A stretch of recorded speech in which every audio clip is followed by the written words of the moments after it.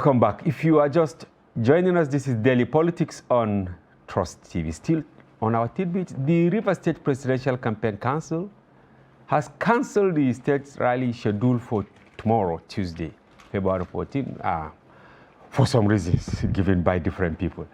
For instance, Senator Lee Meba, who spoke on behalf of the campaign council in Port Harcourt on Monday, said the campaign rally will no longer hold due to security reasons.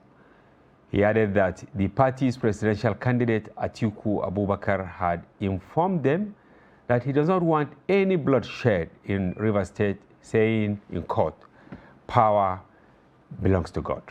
I recall that last week, the chairman, PDP Presidential Campaign Council in River State, Dr. Abiy Sekubo, was allegedly attacked in Port Harcourt and his vehicle was riddled with bullets.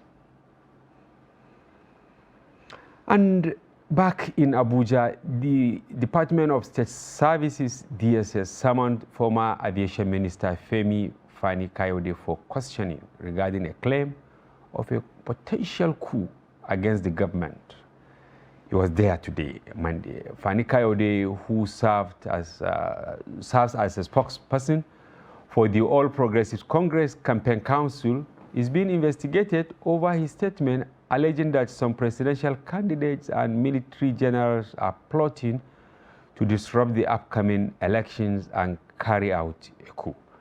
DSS spokesman Peter Ofunaya confirmed the invitation in a brief statement. However, Fani Kayode confirmed the summons via his Twitter account, stating that he has no fear and will comply with the invitation, which he did. He emphasized that he takes matters of national security seriously and has nothing to hide. He also mentioned that he is used to arrests, interrogations, detainments, and other difficulties, having faced them numerous times in the past 15 years. To the DSS, and of course it was all about this issue of the tweet and so on and so forth, and basically they spent almost 5 hours. I think we got there at 10 o'clock in the morning. We left at about 4 or 5 or so, I can't remember. And I was subjected to a very thorough grilling. That's the word that I'll use. The word I'll use is grilling. They were very, very thorough. They were very, very inquisitive, and they were very professional in their approach. But at the same time, I have to say they were polite, they were reasonable, they were rational, and though it was quite an ordeal, I felt that I was being treated in a very fair manner, and I wasn't being oppressed. And it was very clear to me also that they were not acting on the orders or the requests of the People's Democratic Party. They made it very clear that even before that call came, I know that they'd asked me to come. So this was the position. And during the course of the interrogation, some of the questions they raised, and of course the investigation is still on, so I've been asked to report back on Wednesday, and possibly I'll be going back there once a week. I think it's left to them, but they suggested to me until they now decide whether they feel the need to take the matter up and charge me to court, or whether they feel that I've done nothing wrong. It's very, very self-evident that some of the things that were said were regrettable. Why do I say so? When news comes out, like somebody's meeting with army officers, perhaps one should have not simply said it and believed it and accepted it, or even said, well, even if true. Perhaps another course could have been taken, which is perhaps to say, okay, let me ask the authorities privately. Let me try and find out before I say anything at all. And I think I would concede that point, that look, you know, sometimes we have to be a little bit more circumspect. We're now joined by Frank Shaibu, Special Advisor to Atiku Abubakar and Public Communications, to bring us up to speed with updates from their campaign and what is happening. Welcome to the program. Thank you very much. Is it because you issued a statement yesterday that he actually honored the invitation by DSS, or you think they actually made serious moves to have him? The truth of the matter is that Fani Kayode cannot stop lying. He's a pathological liar, and he'll keep lying. You know, the truth is... Why do you come? He will call you a liar also. No. He cannot call me a liar. He cannot. I issued a statement yesterday morning calling the DSS to investigate him because the matters, an accusation of matters that borders on coup plot is treasonable. And the death penalty for coup plot is death. The penalty for it is death. So if a man wakes up and he makes those kind of garrulous comments and accusations that Atiku Abubakar, our presidential candidate, held meetings with army generals, he stated it on his Twitter handle that he had it on good authority. Wow. And we said, look, the DSS and the police must invite him. Because we remember vividly when the late former deputy CBN deputy governor of the Central Bank, Melafia, you know, made comments about a governor in Nigeria being involved in Boko Haram activities. You remember that the DSS invited him over 5 times before he even went to court. May so rest in peace. So Fani Kayode is not above the law.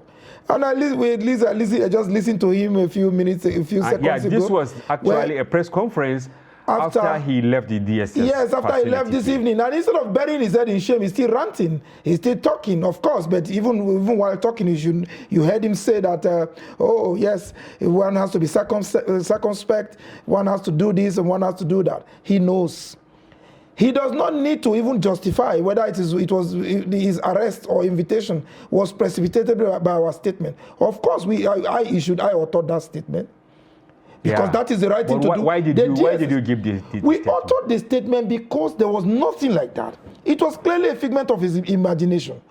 It was not the first time. You remember that before yesterday, even before 2 days ago, we issued a statement where in that statement I reviewed clearly that, look, Nigerians must shine their eyes that in the next few days before the 25th of February, because the APC candidates and his gang of jesters have nothing to market to Nigerians, what they are going to do is to churn out 1,000 lies between now and the 25th of February. And you think... And they were going to do what we call, churn out 80 lies per day, minimum.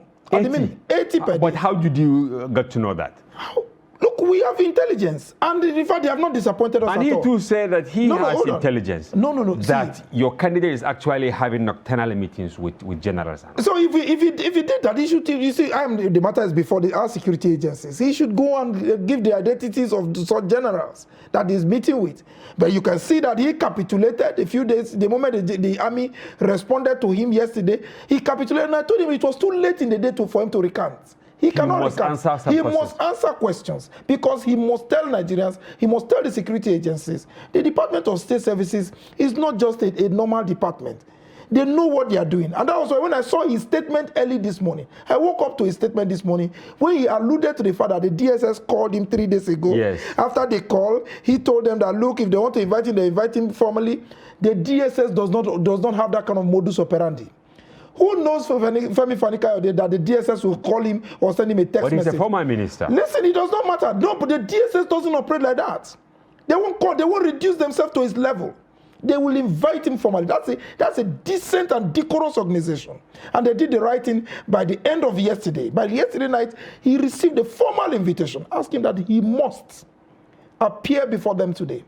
That is the same man who went to a general hospital in Kubwa to get a medical record that he was ill because he didn't want to appear in court on a matter bordering on fraud. But this time around, is it because he belongs to a ruling party, he has this feeling that he will not be held? That was why he was arrogant and bragging. That look, he was in fact nobody could arrest him. But the DSS are above that. They are no respecter of any human being when it bothers on national security, and that was why he was so invited. But you mentioned that it is actually a treasonable felony of sort. No, the accusation of coup. Yes, accusation of coup. Yes, accusation. If you say that, but why did they release him? No, he is not the one. You see, their investigation is going on. I don't know how. I don't know how. If it were you. Yes. Maybe you too, since you are speaking for a political party, but if it were me, do you think they will release me to go back to my house today? You see, the truth of the matter is this. The Department of State Services is a decent agency. And if investigating Fani Kayode like they started today. Yeah. You heard him say it on camera, that they asked him to report back on Wednesday. Are you with me? Yeah. So their investigation is ongoing. You know, they are not loud. They are not lousy. You are closely monitoring it. Of course, we're not just monitoring, we are closely monitoring. We knew, like today, we knew while they were grilling him for 4 hours, we knew the number of times he went to the toilet. He was meaning you planted people at not the DSS. just planted. Who was telling you? Not planted. You see, we have a safe pair of eyes and ears. We have journalists that cover that agency as well. Don't forget. There are journalists who cover that agency. You see, he cannot run away from this. Is that not espionage? No. The police have journalists who cover them. The army do have, the DSS do have. You reported today that the DSS issued a statement that they did invite him. Yeah. Do you understand me? Yeah. So it is not, you see, the DSS, they are not masquerades. Okay, you understand? The APC campaign actually issued a statement that they were on standby to see whether he will be held there because they have prepared their lawyers. You see, is that a threat? And maybe you think the DSS capitulated because of the threat. That is not it. That couldn't have been a threat. You see, these are people who live on lies. From their candidates, his certificate is a lie. His name lies. The drug scandal where he forfeited for $60,000 lies. You remember that even his gaffes. You remember, and the bullion van case where they said the bullion van, after many years, since 2019, where the candidate himself told the world that, look, yes, it is my money. Bullion van came into my house, and how is that our business? Okay. Few days ago, one of their spokespersons came on national television to say that no, the bullion van missed its way. Has the bullion van missed its way to anybody's home in Nigeria before? Now this time around, they said the bullion van missed its way, and he came to Bola Tinubu's house. We didn't have a problem with that. Even his gaffes, Dele Alake, a former commissioner, came on national television to say that, look, even the so-called gaffes that they are talking about, including the Bala Blue and all of that, that's their doctored videos. And my brother, these are comments and statements that are well documented on live television. All right, thank you very much for this, because I want us to move to another important issue. Before you, you see, I need to connect it to this particular instance. Okay. You see, these people believe and trade on lies and fiction. And when the way they also say you people thrive on fiction. No. You see, Hamza, when you say you people, I do not understand. Okay. We issued a statement yesterday. If we were trading on lies, the Department of State Services will not react to it. Okay. Let me give you another example. When they were heading for their rally in Kaduna last week, Wednesday, or Thursday, as the case may be, because they knew that they were not on ground, the first thing they did was to manufacture, create, forge a letter of resignation, purportedly from the deputy governor of Sokoto State. Dropped it in the media, on their online platform, their official handle. This is an allegation. Not allegation. No, I've seen the letter, but he said he didn't actually. It was published on the official handle of Bayo Ononuga. And all their goons, their media goons. And from there, the mainstream media picked it up. Even Festus Kiamu, a lawyer, published the same story on his handle. It was doctored. I think they doctored. You understand me? Yeah. Now, what were they planning to achieve? They were planning to achieve something by dropping that in the media. Yeah. They were going to use that to galvanize support from the PDP base, so that they could now, if the deputy governor has gone, they will move, definitely his supporters will rush there. And they said they even purportedly claimed 11 commissioners as well left with him. Now, these people tell barefaced lies because they are shameless. A set of people who can abandon the leadership of their party, particularly the president and its policies, and say, no, we are not part of it, just because they are desperate for power. You should know that these people are bloody liars. All right, we will bring them, Frank, we will bring them to respond, because I want us to discuss another issue now, which is very important. The deputy governor of Sokoto State. I know you have a lot to say. No, hold on. You have a lot to say. I need to round this off so that you see, for the purpose of our viewers. You have another big question for you, which you would like to answer. I don't have a problem. I will respond to all questions. Okay, go ahead. I came prepared. Okay, go ahead. I came prepared. We are loaded. Okay. We have. But is the time, Frank? It does not matter. Okay. Even if we cannot exhaust it, I will return to the studio. Fine. You see, the truth is this: the deputy governor had to respond to them. I said, look, I didn't resign. I am a bona fide member of the PDP. The purported letter they published, which on mainstream media, including Daily Trust. Well, as you said, it was published in verified handles, and that is why we took it. But immediately we fact check, and when he issued a statement, across our platforms, the letter was unsigned. It was unsigned. That's why we have alerted you formally that look, in the days ahead, you have to open your eyes. Which we've been doing. Use microscopic and telescopic views to check any statement they issue, including the documents they release to the public, because these people are perennial and habitual liars who take substances, and because they take substances, they don't even know when they lie. That's the issue. Now let's go to your campaign in Rivers State. Yeah, yes. In Rivers State. Let's have a look at a clip from there. Go ahead. Yeah. So there's no sentiment.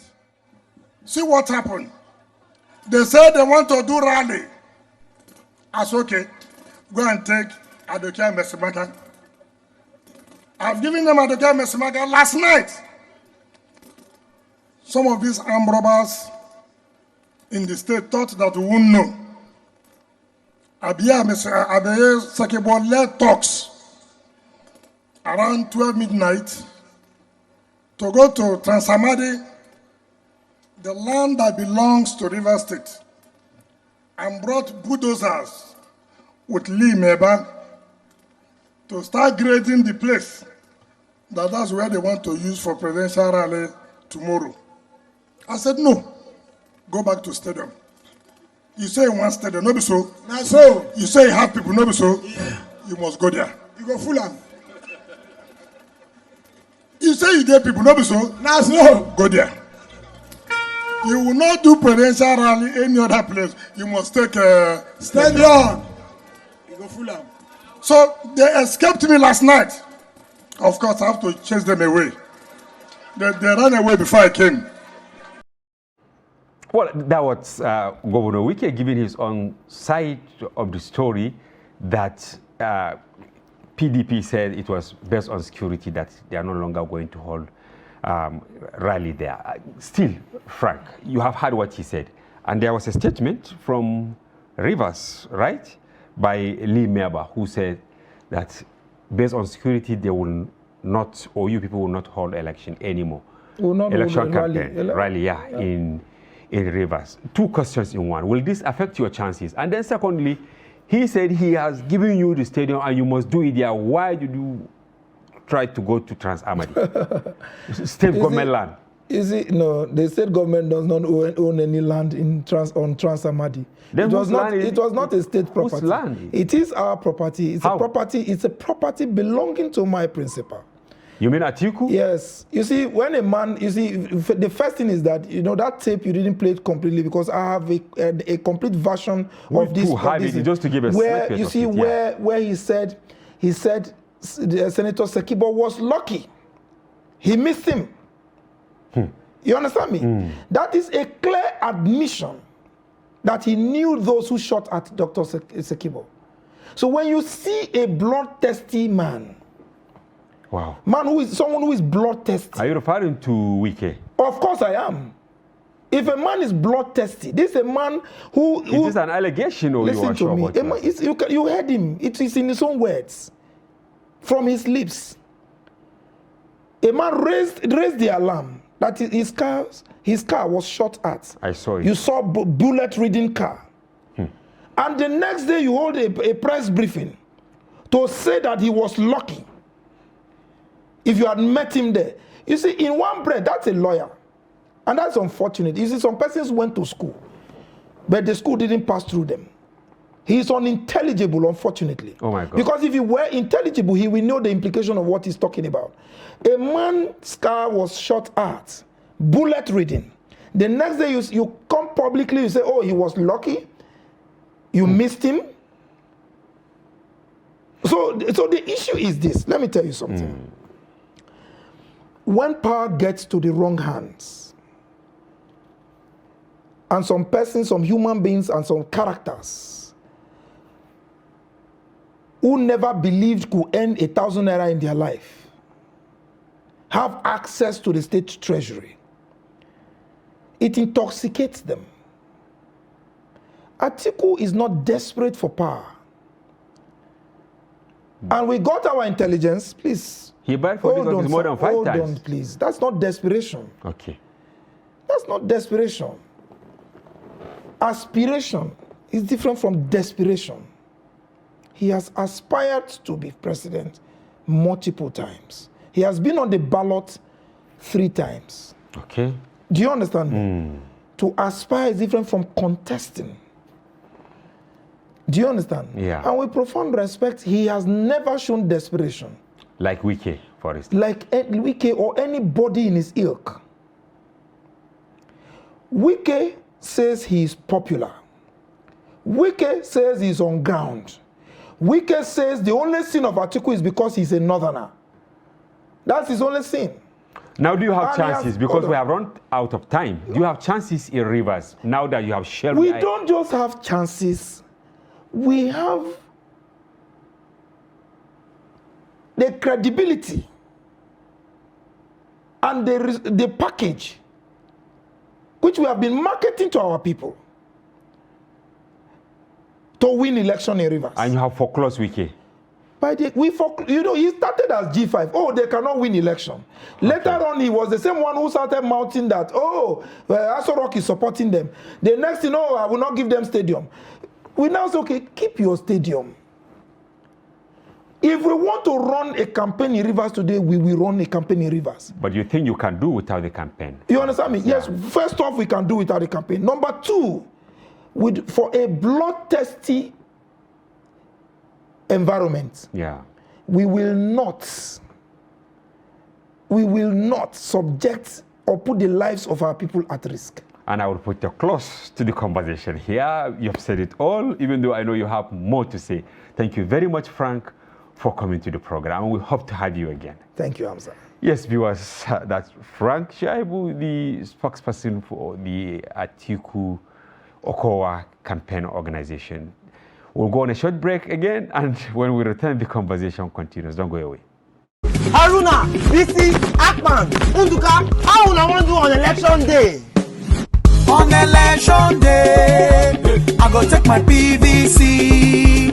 When I reach where I vote to, I broom and go put my hand for Tinubu. On election day, I go take my PVC. When I reach where I vote to, I broom and go put my hand for Tinubu.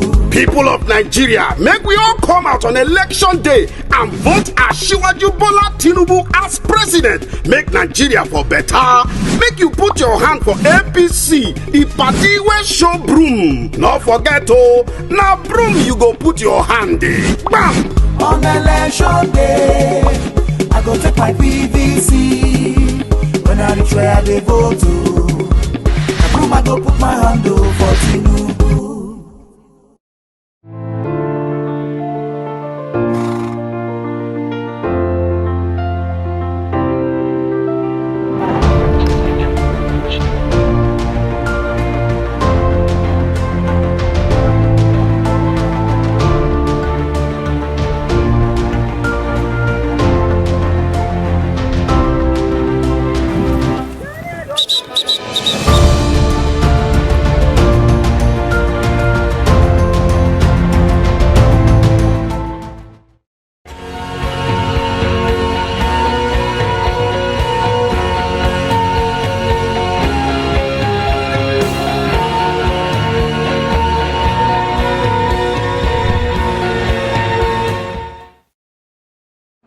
Welcome back. If you are just joining us, this is Daily Politics on Trust TV. Do well to follow us across all our social platforms on Facebook, Twitter, and watch us live on YouTube.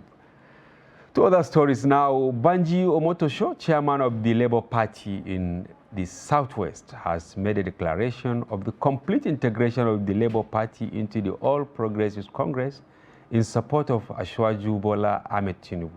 the APC candidate, at a press conference in Akure on the state. Speaking on behalf of the newly joined members, Omotosho stated that the reason for the defection was due to the inadequate structure of the Labour Party in the region, including at the state, local and ward levels. He stated that the Labour Party is not strong enough to win a single seat in the region.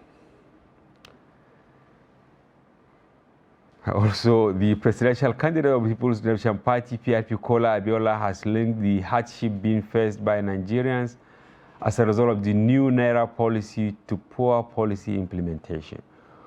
Kola, who spoke during an event by a conference of youth groups who endorsed his campaign, stated that the policy is failing due to a lack of inclusiveness of Nigerians in the process. Take a look.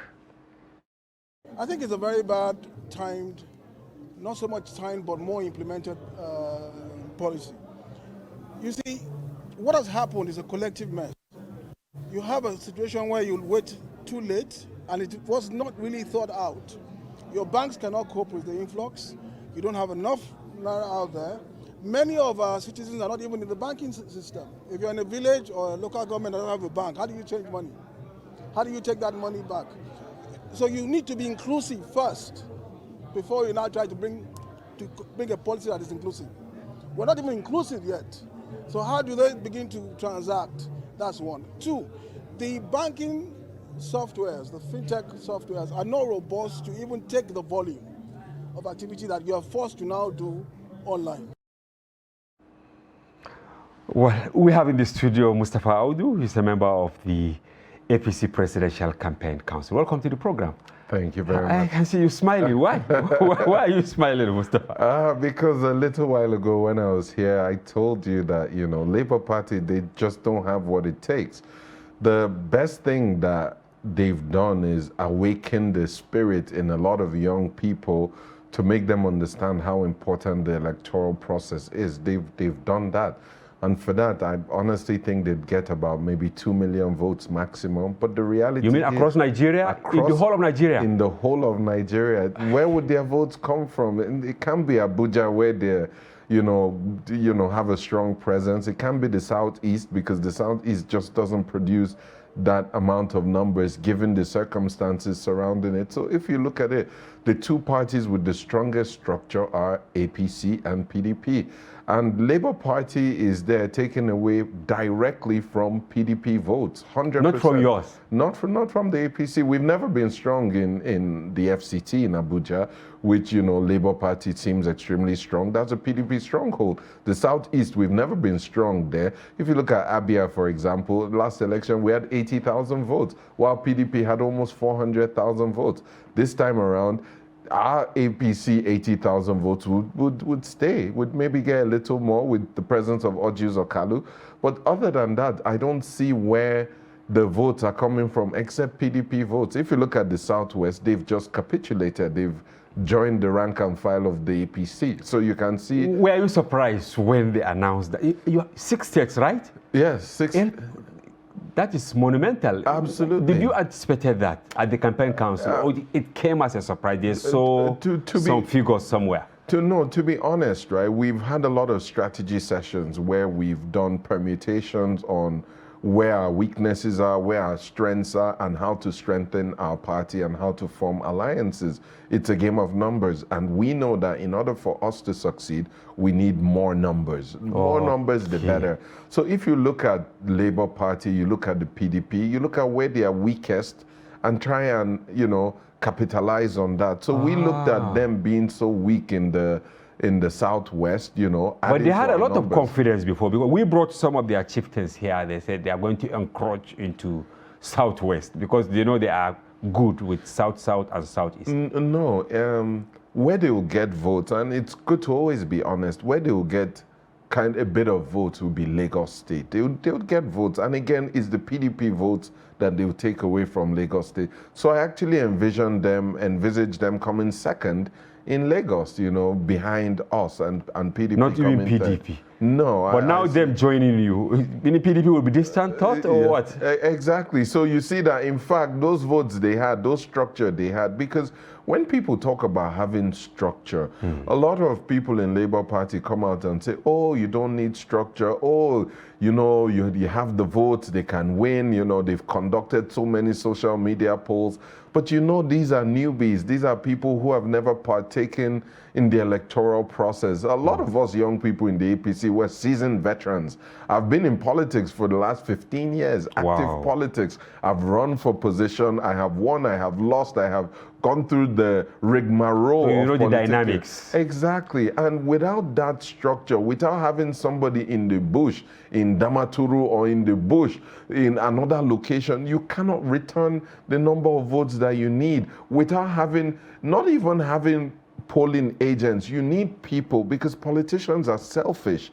So you actually need politicians with authority, with power, sitting members of reps, sitting senators that fight for themselves and in turn fight for the party. Wow. That's how realistically it works. You can talk about ideals and, you know, oh, ideally you'd want Putting it to something be this on way. nothing. Yes. The structure. But in reality, without that structure, you cannot win an election. So where are you heading to now? You have conquered in court, because we will bring them to act. In fact, somebody called before I came to the studio saying that it's just the leaders. The grassroots are still with LP in Southwest. No, you'd get votes. Don't get me wrong. Okay. It's not like they would get 0 votes. It's impossible. Out of the 18 political parties, everybody has somebody. But is it enough? That's the real question. And we don't believe that it's enough for them to actually win this vote. They don't have what it takes. And Asiwaju Bola Ahmed Tinubu has the furthest reach. He has invested in a lot of people. If you look at the candidates of all the other parties, you cannot point to one person that the Labour Party candidate has, you know, has changed the dynamics of that person's life and made that person a real leader. You can point to just a handful of people from the PDP candidate, but you can point to numerous people across Nigeria, the length and breadth of Nigeria, southeast, southwest, northeast, northwest, north central, that our presidential candidate has had a hand in their success. That is laying a foundation, that is laying a structure. And let me say this, right, you know, we as APC, we believe that it's time for power to shift to the south. In terms of equity, you have to be equitable. But a lot of people say, if you're saying move it to the south, why don't you move it to the southeast? Yeah. The truth about it is that politics is a game of numbers. It's about alignment. But there should be fairness also. No, alignment, negotiation. You cannot sit on the sidelines and say that is my turn, I should be given because... As a matter of right. Yes, there's nothing like that. You negotiate. You go and say, okay, this time we know we will not get into power, so we'll work hard for you to get into power so that the next time around it comes to us and we have your support. That's how it works. APC has never had strong votes from the southeast. So how then do you expect the APC to give its ticket to a zone that doesn't even vote so APC? Are you now working to extend overtures to the leadership of the LP at the highest level? Yeah, absolutely. Once they lose, you know, sometimes you need them to experience this process, you know. So once they lose, it's easier to absorb them. We want a government, or a unity government, because the project, the task ahead of us requires each and every Nigerian to partake in this process. There's no time to say, okay, only a certain group of people would be carried along while the rest will be left behind. No, this is a Herculean task, which we know that given the track record of Asiwaju Bola Ahmed Tinubu and Kashim Shettima, because both of them are intellectuals, they've done it before. You know, 50% of the farming implements, agricultural tools are in Borno State. You know, during Kashim Shettima's time, the first photovoltaic assembly plant for solar panels was set up by Kashim Shettima. So all this will say. But I want to ask this, because people were suggesting that this Naira thing, that was why we brought Kola Abiola of PRP, saying Nigerians are really suffering. Is this in any way affecting your candidate? Because some people were saying that it will affect candidate Tinubu and Shettima? Yeah, to be honest, to a certain extent, yes. We have to, again, be honest. The president's intention for carrying out the Naira redesign is simple.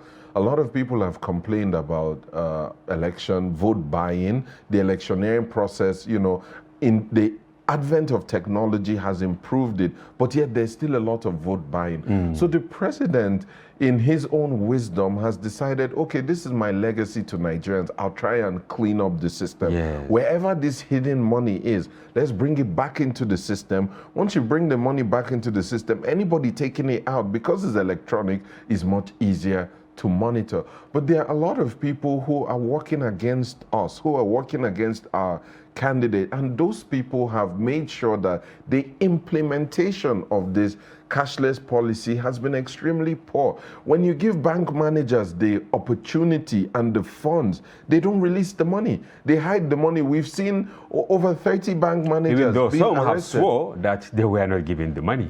Some have, but over 30 bank managers have been arrested so far, and more are still being arrested. You can see that they opened their vault, and behind the old money is the new money hiding. The central bank has removed over 2 trillion from circulation and only printed 300 billion. This is poor implementation. That's why you see the Council of State has come out and said, print more Naira. Let us have the old currency running pari passu, concurrently with the new currency, so that it can ease the pains. Because at the end of the day, right, if you look at it, we have some of our leaders that have come on TV and said their fellow governors have been able to procure 100 million for the cost of 120 million. So whatever it is that you were trying to do to get rid of that money, and you're trying to stop the oligarchs, the people at the top, from being able to spend that money, it's not feasible. They would still be able to get access to the money. But what is different here is that you can actually track and trace this money, and there's an election limit. So the security agencies can now prosecute those people. That INEC has set a limit for presidential elections, for governorship elections, a financial limit. So if we've seen that your withdrawal has exceeded the financial limit without it being a business transaction, then the security agencies can actually prosecute the people that are carrying this out. This is what President Muhammadu Buhari wants to leave as a legacy. Again, it's an APC thing to attempt to clean up the polity and the electioneering process. Thank you very much, Mustafa. I wish we carry on with this conversation, but time not on our side. You were in Gombe, I mean the campaign council. Absolutely. In Gombe today. Yeah. So many things happened. I will bring you back to discuss this and many other issues. Thank you for coming. Viewers, that's a wrap on today's program.